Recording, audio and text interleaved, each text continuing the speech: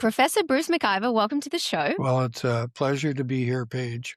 Okay, so there is a bunch of really interesting questions that I want to try to get to the bottom with you in this podcast. We'll see how we go.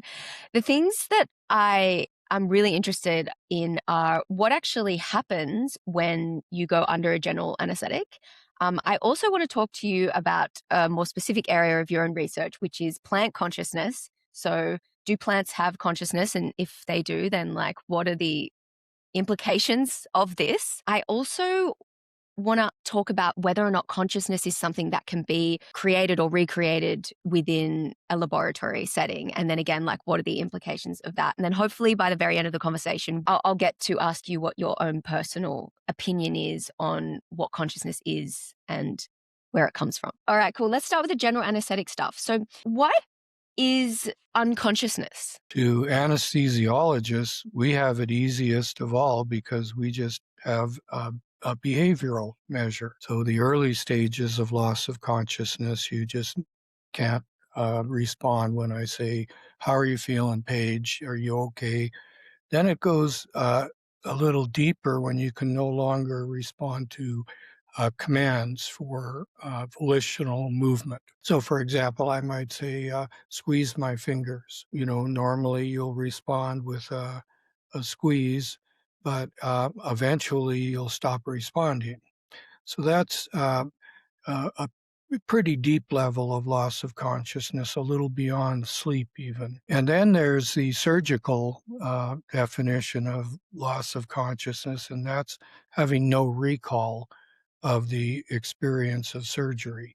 And that also is influenced by strong stimuli, painful stimuli. Like anesthesiologists have it pretty easy. If the patient can move, then they're not unconscious. And I think in the more common use of the word of consciousness, I think even our daily sleep, most of us would consider we are unconscious. It sounds like there's sort of like a continuum of conscious, of all the way from being conscious down to being sedated, down to being unconscious. And then along that continuum, there's these different plots of, your inability to respond physically, your inability to respond verbally. And then there's kind of sleep is somewhere in there, but it's also sleep is different to being under general anesthetic. And then right at the very end of the spectrum is even when you're having your chest cut open and your organs manipulated, you can't feel it. And there's the inability to form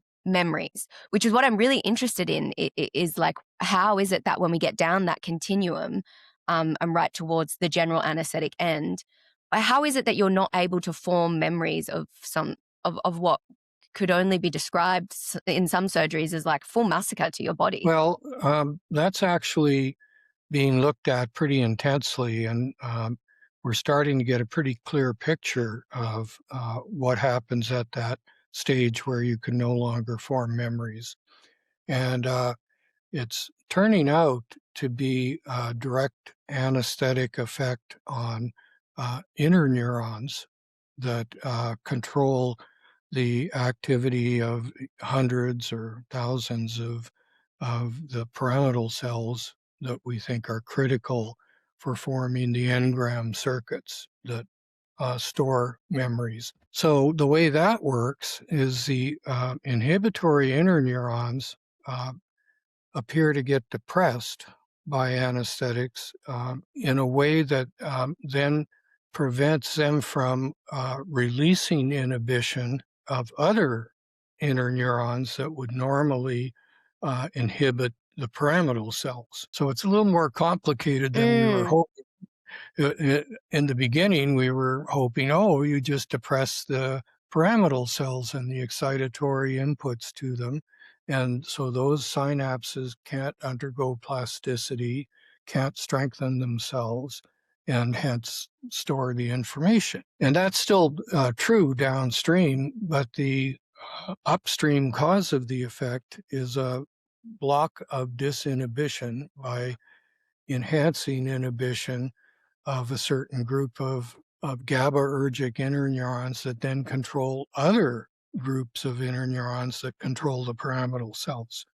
So, and I'm sure, the final story will even have more twists and turns. But right now, that seems to be the general way that anesthetics disrupt learning and memory. I've heard stories of people undergoing surgery with hypnosis, and I don't know if this is like twisted anecdotal evidence and not, you know, these are like outlier cases. But is it possible that you could get a person into a state of no memory, no learning, and no response to pain through something that isn't a drug? In our operating rooms for decades now, they've been incorporating Eastern techniques for pain reduction and sedation through acupuncture. And Mm. that's become more and more routine, and it allows the anesthesiologists to back off on the concentrations of drugs they're using to render you immobile and unconscious. And that works. I mean, there's been papers written on it. Now, usually a patient has to ask for it or state a problem they've had in prior surgeries, or there's some other factor physiological that precludes high doses of an anesthetic. So a lot of anesthetics depress your heart, for example. If we can back off on the level of drugs so it doesn't affect the heart, but still Mm. puts your brain in a state that's conducive to enhanced acupuncture, then that's a good thing. That's incredible. I'll remember Yeah. that next time I have to go in for surgery and I'm like, I've got a podcast straight after this. I need to be sharp. Just give me the acupuncture and less drugs. Or what goes wrong, I suppose, when people have an awareness under anesthetics that they aren't able to communicate. So the phenomenon of anesthetic awareness, it feels like that would just be the worst possible thing that could happen to someone, is that they could have an awareness of the surgical procedure that they're undergoing and then not actually be able to communicate that. What is your understanding of that phenomenon? How common is it? And like what are researchers doing about trying to mitigate that risk? It's not very common. It's somewhere between 1 in 100 and 1/10 in 100. It's fairly rare. I hope not. But but given that there are, a million surgeries a day, that still translates into a lot of patients, thousands of patients. What happens, anywhere from, mild irritation to full-blown panic and catastrophe, um, and making the surgery more difficult because the patients may have an autonomic response.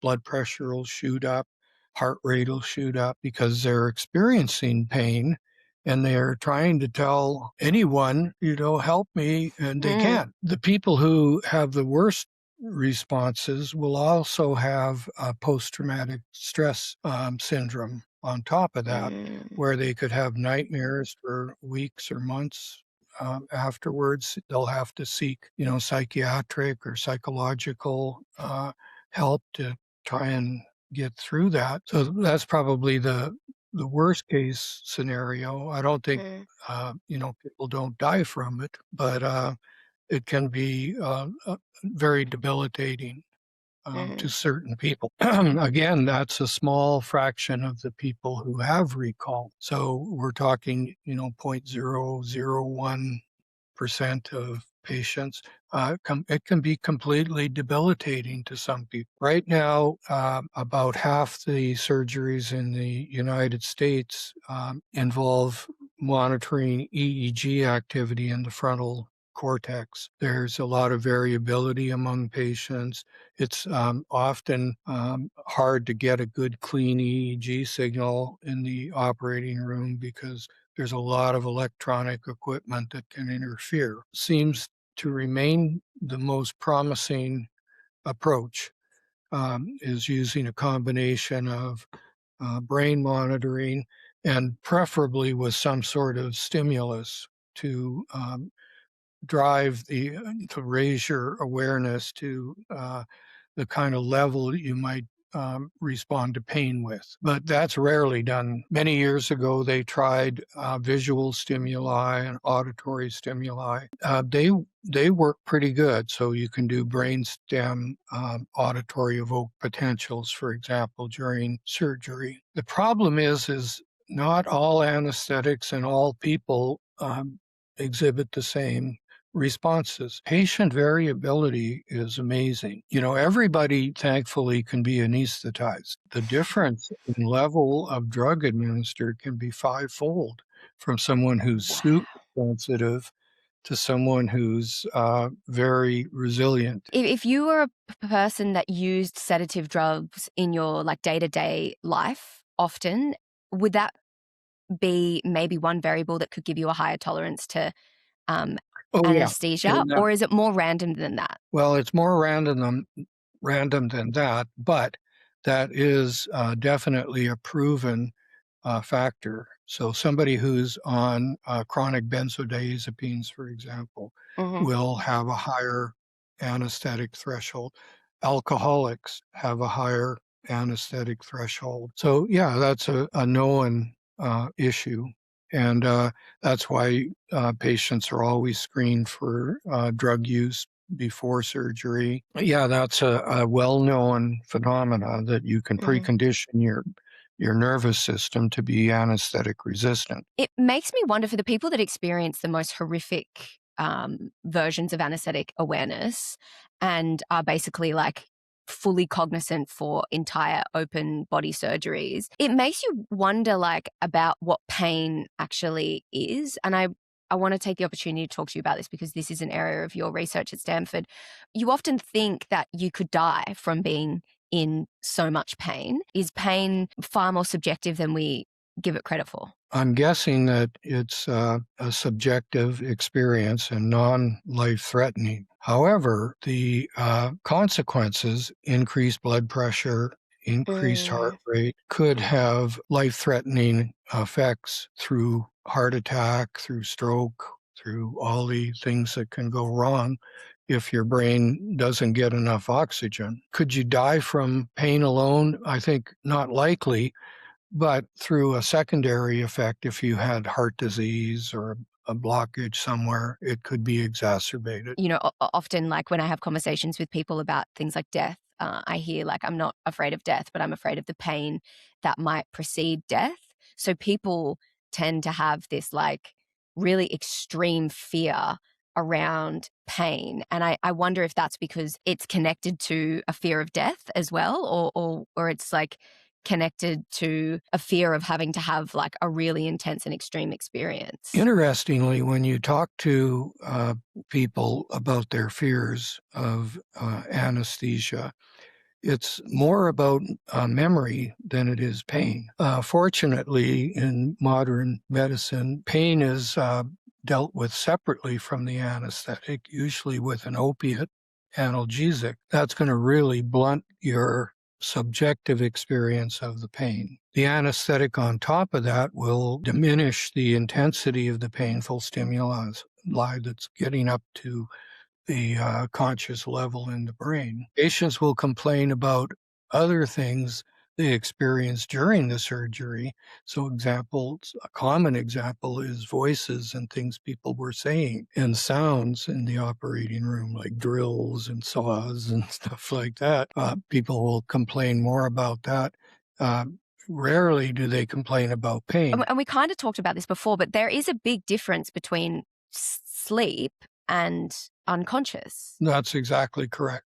And there is a big difference between how you become unconscious in terms of restoring a sleep debt. So that's been looked at fairly carefully in people and animals. And anesthetics in general are not a replacement for natural sleep. You don't allow your brain to go through all the machinations it must go through to store memories and to put things in context. And there's one anesthetic that seems to be okay for this, and that's dexmedetomidine. It acts through a really unique mechanism on alpha adrenergic receptors in the brain. It does produce more of a natural sleep and can reverse sleep debt that's been built up by, they do these sleep tests where they can keep animals or people awake by poking them and waking them up to cause a sleep debt. So they interrupt their sleep rhythm so they can't go through all the stages that they need to make a healthy brain. Oh my God, that just sounds like my second worst nightmare. First worst nightmare would be anesthetic awareness. Second worst nightmare would be poked and prodded and not able to get into REM sleep. In your experience and research of working with these drugs and looking at what they do, like what are some of the craziest stories, or I guess the craziest story that you've heard in the context of people using anesthetics and the experiences that can induce? You remember the movie Flatliners? So it was about a group of kids, college students that would experiment with high doses of anesthetics. So, and they, monitored their EEG, and their goal was to get to a flat line, which is brain dead, basically, and then, recover from that. Kind of a super trip, I guess. Anesthetics aren't really abused much because it's not a pleasant, euphoric experience in general. You usually black out and don't have any real experience of it at all until you wake up. Now, Yeah, it's not a party drug. now there were ether binges back in the day, but they were, inhaling relatively low doses of ether, so they didn't even lose consciousness. They got all giggly and stoned. And you can do that with anesthetics, but they're so potent that you have to really have control over the administration of the drug so that you can give precise doses and monitor the patient and watch them go to whatever kind of level. But nobody ever does that. It's boom, we give you a big bolus to knock you out, because the first thing we want to do is intubate you. And that's a painful that elicits a gag reflex. And so to avoid that, we give a high dose that blocks that reflex long enough to get a tube down your throat. The anesthetists are constantly monitoring your blood pressure, heart rate, autonomic signs and symptoms for a lightening of the anesthetic, and then they can give more before you get to a point where you have recall and, you know, uh, it induces all the post anesthetic problems. It's interesting that if that was their idea of like, let's, anesthetize ourselves to experience the cosmic oneness of the universe. Like normally, if I was going to do that, I would go in the other direction and I would be wanting to increase my awareness rather than decrease my awareness. Which is interesting because you actually have a plot. I found a plot that you made of the different types of awareness, and like right at the very end you have comatose, and it's in one of those like XY axes. I'm not like super great at interpreting or explaining these, but for the audience, like that right at the very end of it there's like comatose, which is what we're talking about, which is what anesthetics do, and then you sort of travel up it and you go into like immobility and sleep, and then light awareness, and then awareness, and then loss of recall, and then before that you're awake, and then you're alert, and then you're hyper alert, and then you get right up the end of like the axes, and there's this expansion, which is where things like psychedelics come in, which is you have more awareness. And that would be the direction that I would be wanting to go into if I was trying to experience. I would be trying to expand the level of my awareness. When you've got low responsivity and low awareness, you're comatose. And when you're on LSD or psilocybin or any of the hallucinogens, you actually experience a mind expansion. And thankfully, that's becoming more and more well studied these days, since the federal government has allowed more scientific research into drugs like ketamine and psilocybin, and what are some of the more popular ones. I think that's a good thing to be studying. That's going to help us understand dimensions of consciousness that are largely unexplored right now. And they are studying a lot of plants, ayahuasca being one, Mhm. iboga, which they create ibogaine out of, psilocybin, as you mentioned, which sort of Yeah. brings us to the next question around plants and their consciousness. Do Mhm. you think that plants have awareness? We know they have awareness because they respond. Sunflowers get their name for tracking the sun. Mhm, You know, their growth patterns are dramatically influenced by light, and in particular different wavelengths of light. So they're definitely aware of their environment. They're aware of the chemicals that are coming in through their roots and can enhance their growth like fertilizers, or inhibit their growth like herbicides. So yeah, mhm, they're responsive to their environment in a way that it's not a high level of awareness, and I don't think plants are exhibiting a high level of consciousness. But I kind of put consciousness on a spectrum that goes beyond the spectrum we talked about earlier, down to things like even at an atomic level.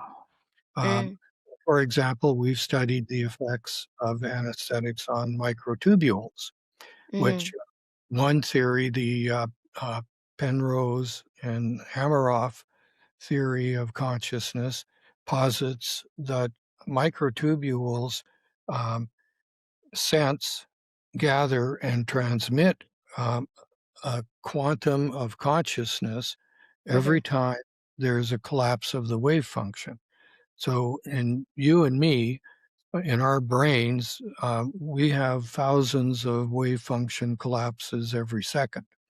So, lots of this stuff. And uh, Hameroff and Penrose suggest that the microtubules um, can sense this through their unique um, ability to capture different wavelengths of energy.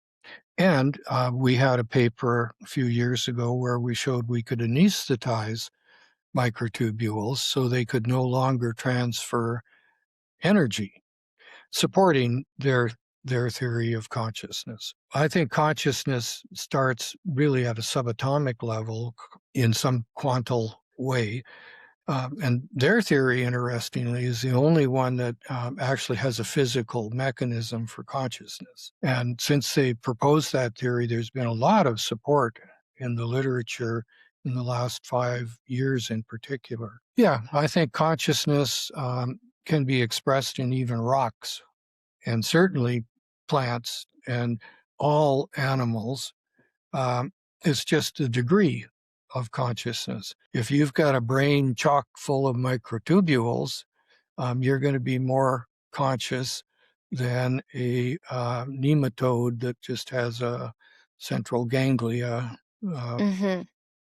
and the same is true if you have billions and billions more neurons in your brain than a reptile has. You're going to be more conscious than the reptile. It sounds like that's a theory that's going to satisfy the materialists and also satisfy the panpsychists. So No, not so much. Not no? so much. No, because it's still linked to physical, I mean, material stuff. Microtubules, for example, they're Right, made okay. up of protein. Yes, let's explain. Can you explain what a microtubule actually is? They're critical structural elements of all cells. They form the skeleton, if you like, that dictates the shape of a neuron, the shape of a skin cell, and they serve as a transportation network, much like railroads. They're like tracks upon which these molecular motors scoot along with payloads like synaptic vesicles for going out to the nerve terminal endings of neurons that have all the specialized proteins they need and have all the goodies that can signal back and forth between the nucleus and individual synapses, of which there are thousands on each neuron. So that's a really fascinating thing that microtubules do. They're critical to cell division. They form the spindle apparatus that pulls the DNA apart from the mother cells into the daughter cells. So they're critical for all cell reproduction. They anchor critical membrane proteins in place, like under a synaptic bouton. You'll have the receptors for the transmitter that's being released by the synaptic bouton to talk across the synapse to the postsynaptic cell. So a good example is in our brains, there are glutamate synapses all over the place. They get an action potential coming down to their bouton, which it looks like a little bulb on the end of an axon. And when the action potential gets there, it causes the release of a chemical glutamate, an amino acid, that acts on glutamate receptors that then open ion channels on the postsynaptic cell to send the signal along or to add to the integrative properties of other signals coming in. So microtubules are critically important for um, virtually all cellular processes. They dictate where proteins are shipped to, how they're put together, how they're anchored in place. So they're really pivotal in all cells, including plants and paramecium, and the uh, the thing that these little single cell organisms use to move around, their flagella. Those are microtubule bundles put together. So you can see where Hameroff and Penrose would get to liking microtubules. First of all, they make up a sizable amount of the protein in all cells. So I don't know if it's 50%, but probably 40% of all the protein are these structural proteins. Where do they reside in the body? I mean, it sounds like you're saying that they are all throughout the body of humans and that we have them in almost like abundance. And then is it fair to say that in plants, they also have microtubules all throughout their structure, but they have less of them than humans? I don't know about that. It's a good question, though. But they're located in every single cell in your body and in plants. Anything that's alive and is cellular has microtubules. Right from early stages of life forms, they developed in order to segregate uh, components of the cell, like mitochondria, the nucleus, and stuff like that, and hold them in place where they're supposed to be. Somehow they're uh, they're able to control shipments of vital proteins and signals that signal back to the nucleus to make more of this protein or less of it or whatever. So they're cool little proteins, and you should really invite Stuart Hameroff on to tell you about. He loves to talk about microtubules. Yeah, well, I have sent him an email, so if he listens to this, check your emails. Yeah, I would love to have a conversation with him. I mean, because he's also his background is he's an anesthetist, right? He's a physician. Until very recently, I think he just retired, um, so he's no longer doing clinical work, but he's still very much involved in research and trying to understand anesthetic mechanisms. And yeah, and he is really into consciousness too. That's one of his favorite subjects. And like I say, he and Penrose have a one of the three major theories of consciousness. Would you say that then consciousness is not something that just arises from neuronal activity? Like consciousness is not a product of just the brain. Do we have consciousness throughout our entire body? Well, first of all, I don't fully agree with them. Okay. There's strong evidence for the uh, integrated information theory, which is the main theory that neuroscientists, I think, hold dear. And that just says put enough connections and circuits together, and consciousness naturally arises out of that. My favorite theory, in fact, we just published a paper this month, uh, Tam Hunt and I, on the electromagnetic field theory of Mm-hmm. consciousness. And that was, really a neglected theory. It had been thought to have been disproven back in like the 50s and early 60s. And that really kind of put it in bad light to especially neuroscientists. If you look at it from a different point of view, it's still, I think, the most interesting theory of consciousness because it takes the mind out of the brain. It Mm-hmm. puts it an electromagnetic field that the brain generates. So all the little neuronal activities, mostly this synchronized synaptic activity, generates these higher amplitude fields, voltage changes, and magnetic changes. And these EMF fields could be super good at processing information. They can go to unimaginable dimensions of processing, things like we couldn't achieve with all of the Amazon data centers in the world combined. And it puts the mind as an energy field rather than a physical entity. Now, in the old days, everybody kind of thought of it as a field that extended out from the brain to make like an aura. We can measure the magnetic and electric fields through the skull, so they're definitely, they exist. They do project out from the brain. But more importantly, they also project into the brain because Mm-hmm. these are current loops and magnetic field loops.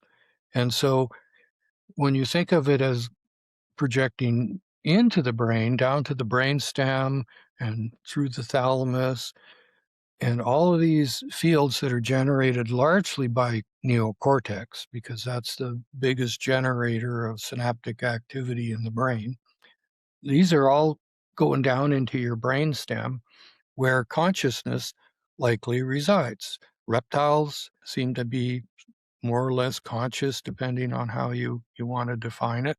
Mm-hmm. um, in a small way. They're little tiny reptilian brain consciousness. And Mm-hmm. when you get into higher organisms that exhibit higher levels of conscious behavior, such as communication, you see these brains that have these massive infoldings in their neocortex.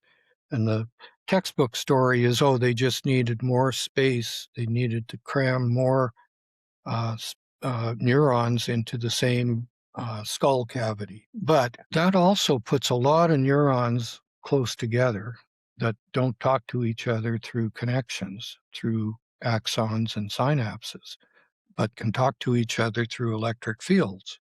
So, Mm. for example, if you look at the sensory motor sulci in the human brain or any mammalian brain. The sensory homunculus, your nose to your toes kind of thing, aligns perfectly with the motor. What do you mean nose to your toes? Are you talking about like The, the fascia network? the representation of your body on your brain.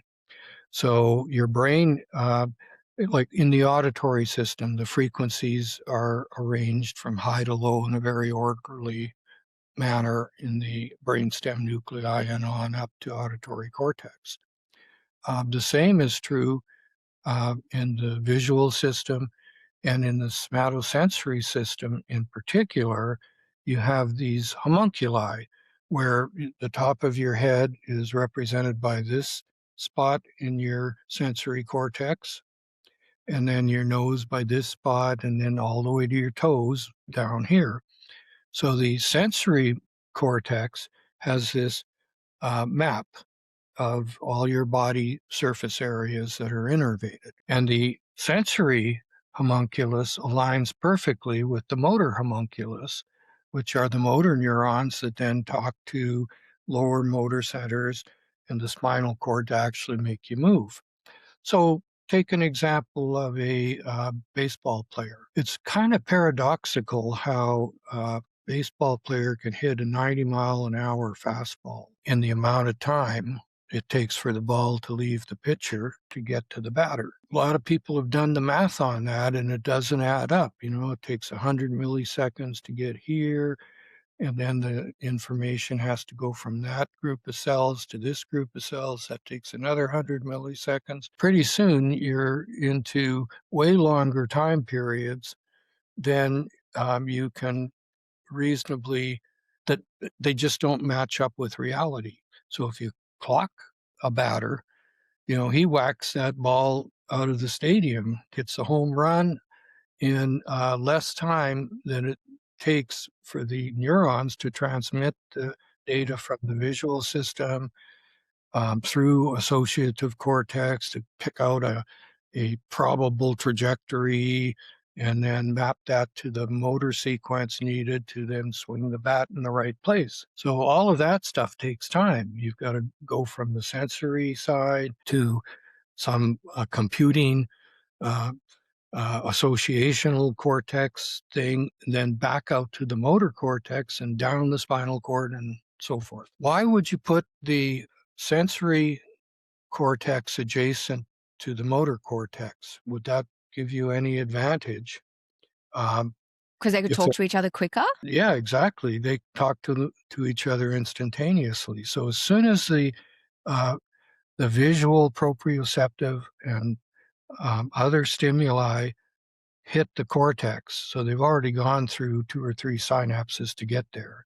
But as soon as they get there, they generate fields that can be experienced by their counterpart in the motor system across the cell side through non-synaptic, non-physical contacts, just pure energy, pure electric fields. Now, the cool part is in the last 10 years, really before that, but it was poo-pooed. But the last 10 years now, we seriously know that these fields generated by the neurons influence the firing probability of adjacent neurons. The sensory neurons that are experiencing the baseball coming can already prime their counterparts in the motor cortex and say, hey, here comes something, get ready. And so their level of excitability can raise just enough that the first little inkling of a motor output will be easier to trigger off. They're like ready to catch it. Right. And so that could speed up the whole neuronal calculation process dramatically, maybe cut it in half even. So that's why these electromagnetic fields could be very useful from an evolutionary point of view. They can, your sensory system can prime your motor system before the motor systems had any feedback through normal synaptic circuitry. So they're, they're going, oh, pay attention, listen up, there's something coming. So you spot a saber-toothed tiger behind that rock, you can already prime your motor neurons to get your legs moving. Get your ass going. Or better yet, get your spear, Yeah. So that's one of the features of the electromagnetic theory of consciousness that I think is interesting. It's also interesting because it instantaneously solves one of the hard problems of consciousness, and that is how do we integrate all of this information from visual, somatosensory, smell, auditory, all of this stuff into the feeling of oneness, the wholeness, the so-called binding problem in philosophy. Well, if your EMFs are projecting down into the core of your brain, that is the mind. It's doing the calculations, it's figuring out, and it's talking back to the neurons through these ephaptic connections, through pure energy fields, in a way that's way faster than any synaptic circuits will ever be. Because we're talking near light speed to transmit an electric field through brain tissue versus, milliseconds of delay across synapses. Where I want to go is that I want to talk about this paper that you published a month ago and the experiments you were doing in the lab where you were essentially giving, inducing theta activity into the tissue of rat brains, Mhm. which I think is crazy. That's like some Frankenstein level stuff happening there. So I do want to talk about how that worked in the lab. But I guess what's really coming up for me as we discuss this EMF theory and the fact that consciousness is like an inward job, an inside job, is like why and how does it feel like I have a subjective experience? Like why do I feel like I am one person. I am one continuous person with one separate identity. Why do I feel like that? And then why is it that like a plant or a rat or a reptile probably doesn't feel like they have an individuated identity? He's got the same thing going on in his brain, and it's binding all of his neuronal activity in an instantaneous time frame that's that is where the actual experience is being felt. Why would it be advantageous for humans then to feel like they have a personality? Ultimately, all of this has to come back to evolution.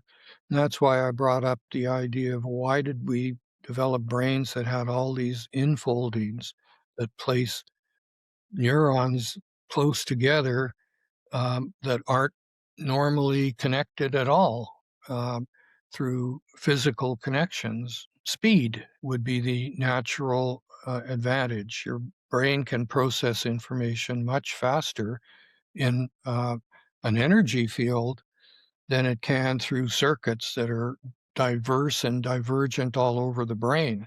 How does that all come together, like, in an instantaneous way so that we feel like we're seeing the world in a real-time experience? I can't imagine how the brain can physically do that with just its, connections.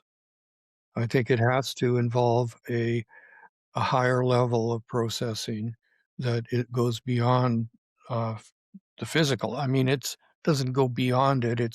It integrates the physical because it comes from the physical, and in turn, it influences the physical through the uh, electric field influences back on the neurons. Engineers and physicists have played with these electromagnetic fields for years Mm. and use them for all kinds of practical purposes, such as TV and radio and uh, transmission to satellites and whatever. And it turns out the fields can do remarkable things. So, for example, if you tune in a radio station, it's receiving this, Paul McCartney song that you love. You turn the volume up and you go, wow, that's really cool because that Paul McCartney song is being delivered to my radio as a pattern of EMF vibrations, fields. Mm. So how does that work where you can pull out this one song out of ether full of million radio stations? EMFs can be uh, precisely tuned and used to transfer information. And why wouldn't that occur in our brains too? The other thing that's important here that's often neglected is that the brain loves synchrony. It loves to make certain frequencies that are recorded outside of the skull. So lots of neurons are synchronously doing the same thing to make theta rhythms and alpha rhythms and gamma rhythms that are, like I say, pretty darn large from the point of view of a single neuron. It's experiencing these fields in a moment by moment way and that will influence its firing probability moment by moment, which gives you the kind of integrated aspect of the EMF theory, that it's a binding mechanism to pull multisensory systems together and and integrated into a whole. I'm happy to hear about the fact that our EMF, our field is strong. The one that our brain produces is strong, because this conversation has really made me think about like how much we're battling with. And I know you said before that like these, it's a very clever and nuanced system, and you can pull one thing from a sea of all the other things. What I'm trying to get to here is that like we live our modern lives. We are so surrounded by tech. Like even if as I sit here with you now, it's like there is so much technology surrounding me in this room. And then when I walk out my door, it's like the telephone poles. I was gonna say, how's our brain coping? But then if you look at modern life and you look at like how people are living and how people are feeling, like we aren't coping. That's not really interfering with the brain generated EMFs. Yeah, I want like some scientific explanation for how the amount of technology that we surround ourselves with in modern life could be affecting the things like our consciousness or our electromagnetic field, our endogenous electromagnetic field. Well, fairly recently, the last year or two, they ascribed these diseases people get in embassies around the world.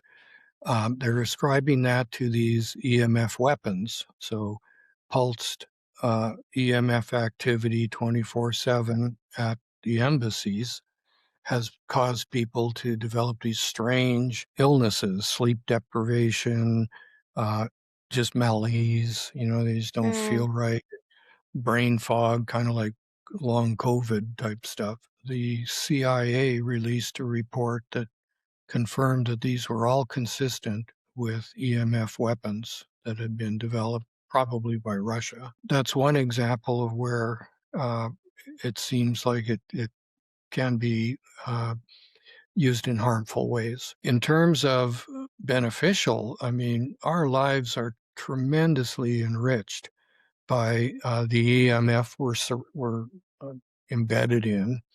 All these radio and TV signals and outer space stuff um, is all impacting us, communicate in ways that our ancestors never were able to do in real time, like you and I right now. I Mm-hmm. mean, are you in Yeah. Yes, Australia? I am. Or normally on a phone, the delay would be 5-6 seconds between us, and yet with this technology, it's like you're in the town next door, very Yeah. close. And the variety of stuff we can be exposed to is huge through technology. Not like it never was when we were kids. I mean, we had TV and radio, but nothing like podcasts and all the amazing things the internet's provided. I guess sometimes I like to put my tinfoil hat on and think about, like, oh, these earphones, like these earphones that I'm wearing at the moment, they're EMF blocking. But my boyfriend sits in front of his computer screen all day with like Bluetooth, wireless headphones on, and I'm always like, hassling him about.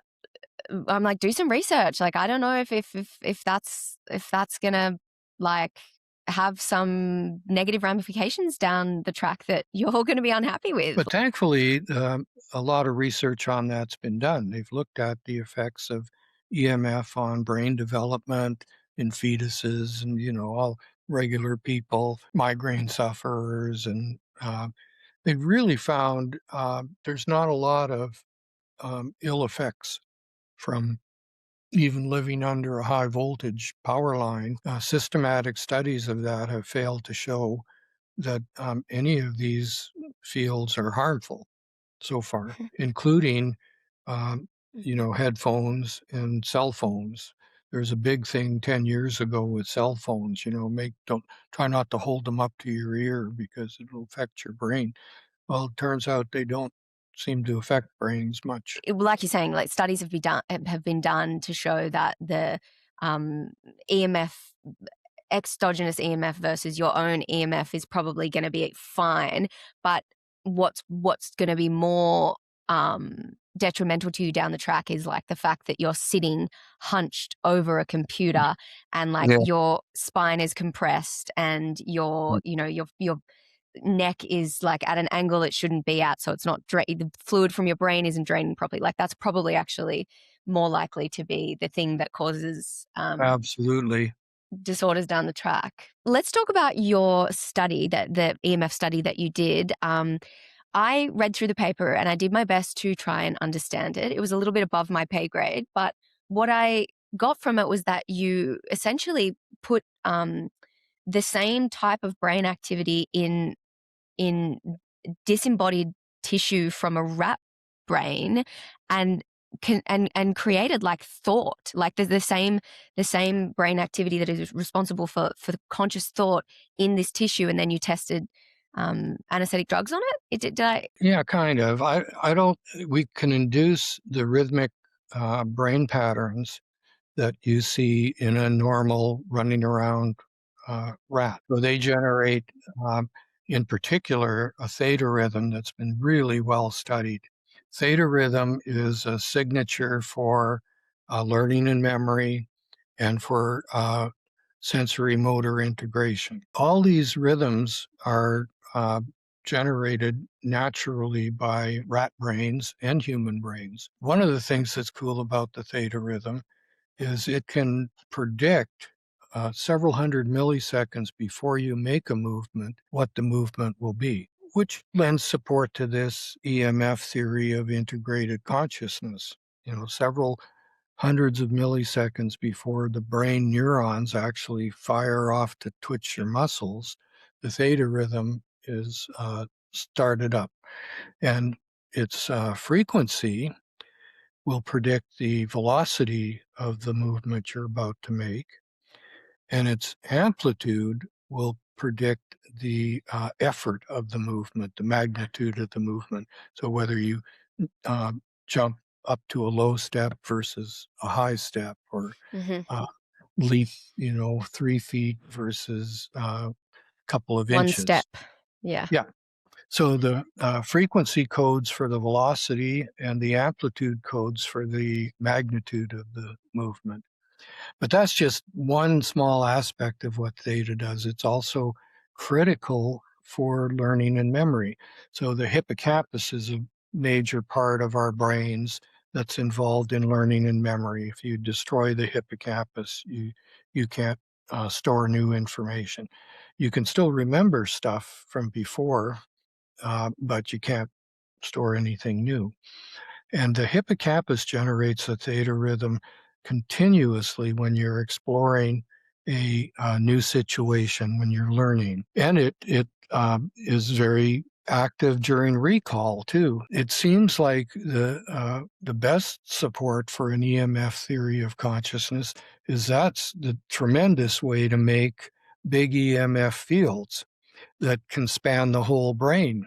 So the hippocampus can let the neocortex know what it's doing at the same time as priming the basal ganglia to make a movement and how fast it's going to be and how big it's going to be. So these fields that start hundreds of milliseconds before the actual movement could be the mind making up its mind. Okay, we're time to move. And this is where we're going to move, and this is how fast we're going to move.